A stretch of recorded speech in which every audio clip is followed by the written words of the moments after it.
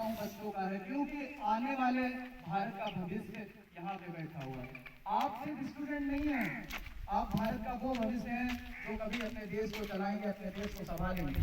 मैं आप लोगों से कहना चाहता हूँ कि आज इस बाल दिवस पे आपको एक प्रण लेना होगा कि मैं यहाँ सिर्फ पढ़ने नहीं आता हूँ, बल्कि अपने डिजायर्स, अपने एम्बिशंस को पूरा करने के लिए आपका एक मिशन होना चाहिए।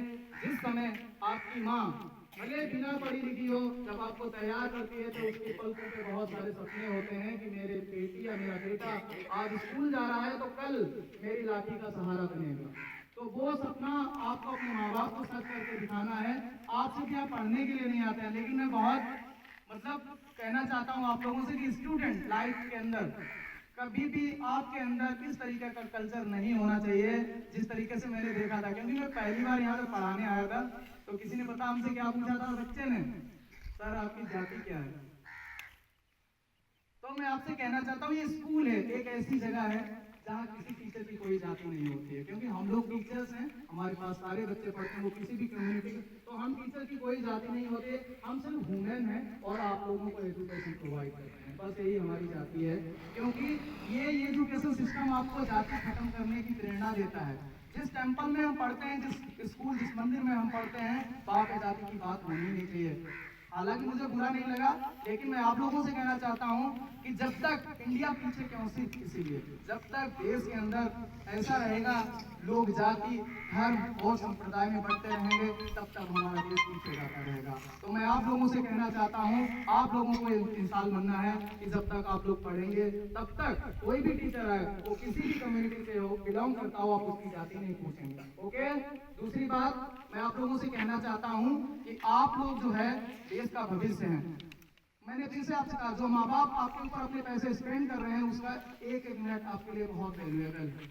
कोई टीचर आपको पढ़ा नहीं रहा है, मैं आपको बता रहा हूँ, भले आप लोग माने या ना माने, मेरी मम्मी बिल्कुल अनपढ़ थी, लेकिन जब मैं क्लास के अंदर एंट्री करता था, आज भी वो टीचर मुझे पहचान लेते हैं, तो मैं पूरी शिद्दत के साथ पढ़ता था। भले मैं कमजोर रहा हूँ पढ़ने में, लेकिन मैं टीचर के पसीने छुड़ा देता था और एक नया क्वेश्चन उसके सामने होता था।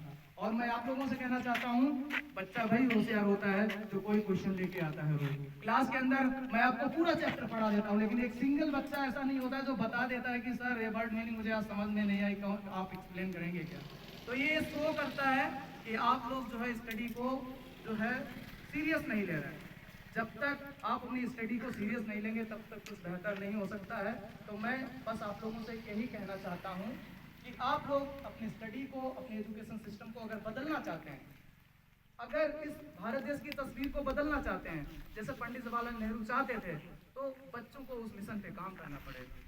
बच्चों को उस मिशन पर काम करके आगे बढ़ना पड़ेगा, बच्चों को संघर्ष करना पड़ेगा, आपको डीएम, आईएएस, आईपीएस बनना पड़ेगा, तब जाके इस देश की उन्नति हो सकती है। अदरवाइज जैसे हम लोग जी रहे हैं वैसे जीते रहेंगे, और आपको पता है जो चीज बनी है उसका खात्मा होना भी जरूरी है। तो हम लोगों को ऊपर वाले ने पूरी एनर्जी के साथ भेजा है, तो कुछ ना कुछ नया करने की ख्वाहिश हमारे अंदर होनी चाहिए।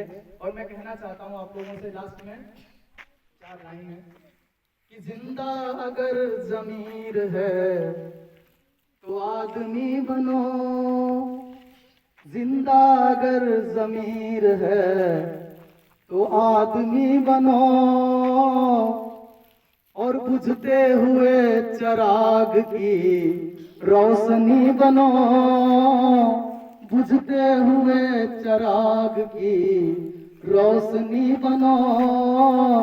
जिंदा अगर जमीर है तो आदमी बनो, बुझते हुए चिराग की रोशनी बनो, और हासिल किए मुकाम का कुछ नेक काम कर, हासिल किए मुकाम का कुछ नेक काम कर, रोते हुए गरीब की जिंदगी बनो, रोते हुए गरीब की जिंदगी बनो, जिंदा अगर ज़मीर है तो आदमी बनो, जिंदा अगर ज़मीर है तो आदमी बनो, बुझते हुए चिराग की रोशनी बनो। Thank you very much.